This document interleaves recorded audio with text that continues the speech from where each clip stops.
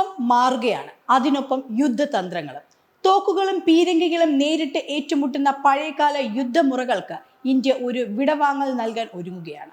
ശത്രുവിനെ തൊടാതെ നേരിട്ട് മുന്നിൽ വരാതെ തന്നെ തകർത്തു തരിപ്പണമാക്കുന്ന നോൺ കോണ്ടാക്ട് വാർഫെയർ എന്ന അത്യാധുനിക യുദ്ധതന്ത്രത്തിലേക്ക് ഇന്ത്യ ചുവടുവയ്ക്കുന്നു. ഇതിനായി ഏകദേശം 2.19 ലക്ഷം കോടി രൂപയുടെ 6 വൻകിട പ്രതിരോധ പദ്ധതികൾക്കാണ് കേന്ദ്ര സർക്കാർ ഇപ്പോൾ അംഗീകാരം നൽകിയിരിക്കുന്നത്.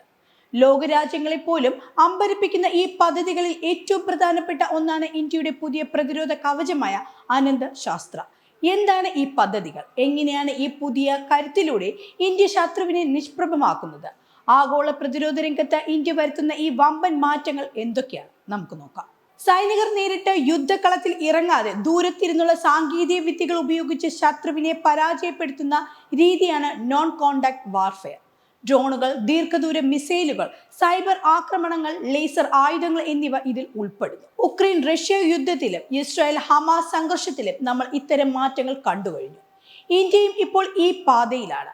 ഈ 2.19 ലക്ഷം കോടി രൂപ പ്രധാനമായും 6 മേഖലയിലാണ് ചെലവഴിക്കുന്നത്.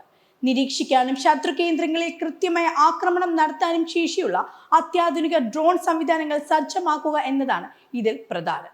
കൂടാതെ യുദ്ധക്കളത്തിലെ നീക്കങ്ങൾ മുൻകൂട്ടി വിശകലനം ചെയ്യാനും വേഗത്തിൽ തീരുമാനങ്ങൾ എടുക്കാനും സഹായിക്കുന്ന ആർട്ടിഫിഷ്യൽ ഇന്റലിജൻസ് സാങ്കേതിക വിദ്യ സൈന്യത്തിന്റെ ഭാഗമാകും.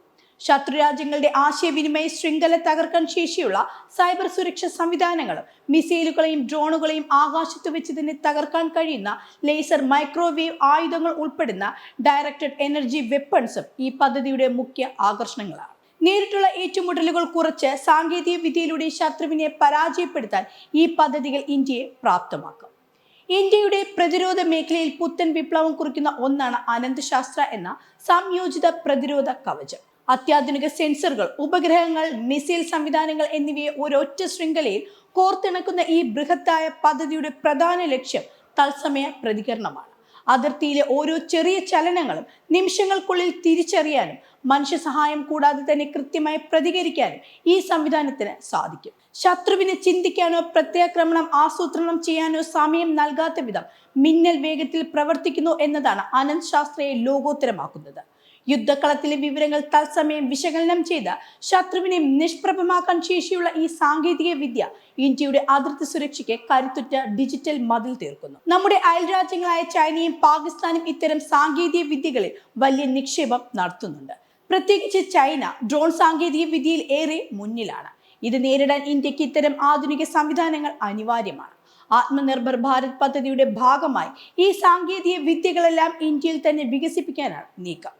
ചുരുക്കത്തിൽ വെറുമൊരു ആയുധ ശേഖരണമല്ല ഇന്ത്യ ഇപ്പോൾ നടത്തുന്നത്, മറിച്ച് യുദ്ധകളത്തിലെ നിയമങ്ങൾ തന്നെ മാറ്റിമറിക്കാൻ പോകുന്ന ഒരു വലിയ സാങ്കേതിക വിപ്ലവത്തിനാണ് നമ്മൾ സാക്ഷ്യം വഹിക്കുന്നത്.